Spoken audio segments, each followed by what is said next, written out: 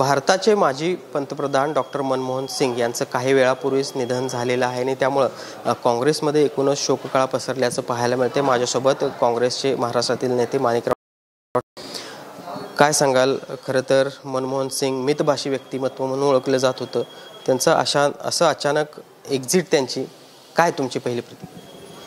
आणि आज बेळगावला कर्नाटकमध्ये या ठिकाणी काँग्रेसचं राष्ट्रीय अधिवेशन होतं।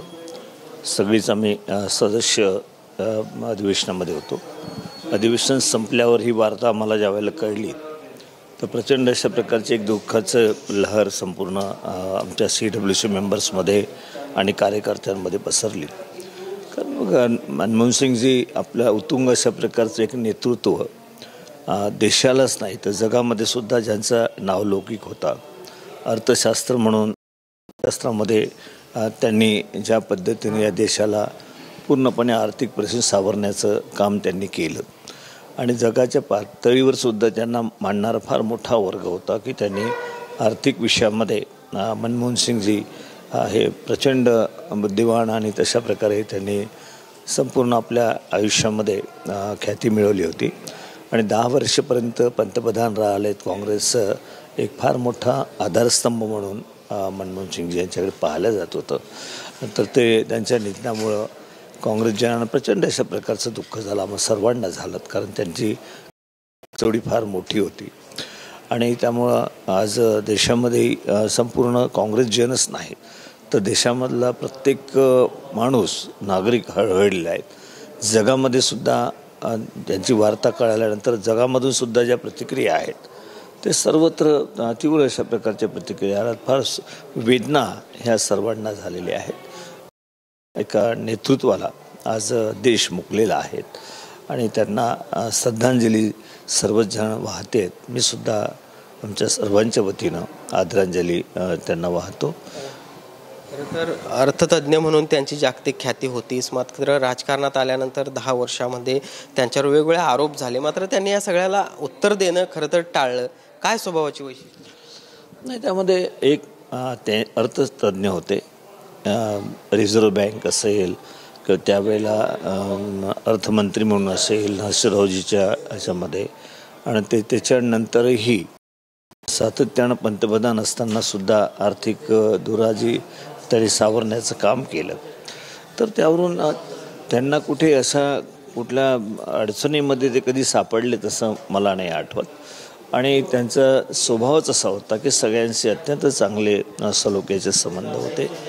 परंतु त्यांनी काँग्रेस पक्षाला एक नेतृत्व तर दिलंच, परंतु त्याचबरोबर या देशाचा गाडासुद्धा त्यांनी रुळावर आणला, सुरळीत केला, म्हणून अशा नेतृत्वाला देश मुकलेला आहे। फार प्रचंड अशा प्रकारची हानी पक्षाची, काँग्रेस पक्षाची झालेलीच आहेत आमची, परंतु संपूर्ण देशाची सुद्धा हानी झाली आहे। जागतिक स्तरावरचं एक नेतृत्व, आर्थिक ज्यांना संपूर्णपणे जाण आहे आणि भारतासारख्या देशाला, वाढव्य अशा देशाला आर्थिक परिस्थिती सावरण्याचं काम त्यांच्या कालावधीमध्ये त्यांनी केलं, तर कधीही त्यांना कोणी विसरणार नाही। तशा प्रकारचं काम त्यांनी आपल्या क्षेत्रामध्ये केलं होतं। काँग्रेस पक्ष आता थोड्याशा अडचणीच्या काळातून जातोय, अशा वेळी मनमोहन सिंग यांची एक्झिट काँग्रेस पक्षासाठी किती ही मोठी हानी म्हणावी?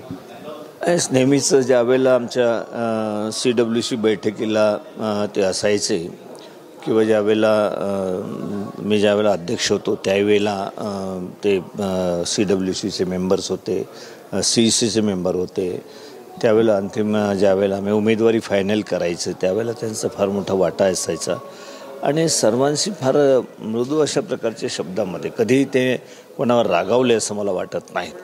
परंतु आमचा सहवास ज्या वेळेला आला ते एक अत्यंत प्रामाणिक, अत्यंत बुद्धिमान अशा प्रकारे त्यांच्याकडे पाहिल्यानंतर, त्यांच्याशी चर्चा केल्यानंतर त्यांच्यामधून लक्षात यायचं आपल्या सर्वांना। आणि अशा एका नेतृत्वाला ज्यांनी या संपूर्ण देशाचा गाडा आर्थिक रुळावर आणला, अशा नेतृत्वाला आपला पूर्ण देश मुकलेला आहे। प्रचंड अशा प्रकारची हानी पक्षाची जर झालीच आहे, परंतु देशाची जागतिक स्तरावर सुद्धा फार मोठी ही हानी आहे असं मी समजतो। खरं तर उद्या बेळगावमध्ये एक रॅली देखील होणार होती, जाहीर सभा देखील काँग्रेस पक्षाची होणार होती, रद्द करण्यात आल्या आहेत का काय नेमकं? नाही, आता स्वाभाविक आहे की एवढं मोठं नेतृत्व काँग्रेस पक्षाचेच आज अधिवेशन होतं. त्यामध्ये महात्मा गांधीजींनी जे अध्यक्षपद स्वीकारलं होतं 100 वर्षाच्या पूर्वी आणि त्याच आधारावर या ठिकाणी अधिवेशन घेण्यात आलं होते. बरोबर 100 वर्षानं आजच्या तारखेलाच त्यावेळेला 1900 मध्ये अधिवेशन झालं होतं. महात्मा गांधीजी बेळगावलाच त्यांनी अध्यक्षपद भूषवलं होतं. त्यामुळे ऐतिहासिक अशा प्रकारचं आमच्यासाठी एक प्रसंग होता. त्या अनुषंगानेच अधिवेशन घेतलं. परंतु अधिवेशनानंतर आम्हाला रात्रीचं ज्यावेळेला हे कळलं त्यामुळे संपूर्ण अधिवेशनातील सदस्यांवर या ठिकाणच्या कार्यकर्त्यांवर सर्वांवर शोककळा पसरली. त्यामुळे बाकी सगळी कार्यक्रम जे आहेत आम्हाला थांबवावं लागलेली आहेत, रद्द करावं लागलेली आहेत आणि ते एक स्वाभाविक आहे. त्यांच्या एवढं मोठ्या शोककळा पसरल्यानंतर जी या ठिकाणी जे पुढचे कार्यक्रम थांबलीत मला असं वाटतं की ते करायलाच पाहिजे आणि त्यामध्ये आम्ही तेवढ्या संवेदना आमच्या सर्व काँग्रेसजनांना आहे. तर पहिला पण हे होते माणिकराव ठाकरे, काँग्रेसचे नेते. खरं तर मनमोहन सिंग यांच्या जाण्यानं एक अर्थतज्ञच नाही तर काँग्रेसची देखील या निमित्तानं मोठी हानी झालेली आहे अशा पद्धतीची भावना या निमित्तानं माणिकराव ठाकरे यांनी व्यक्त केली आहे. जर्नलिस्ट सुनील काटकरचं भूषण पाटील, TV9 मराठी, बेळगाव.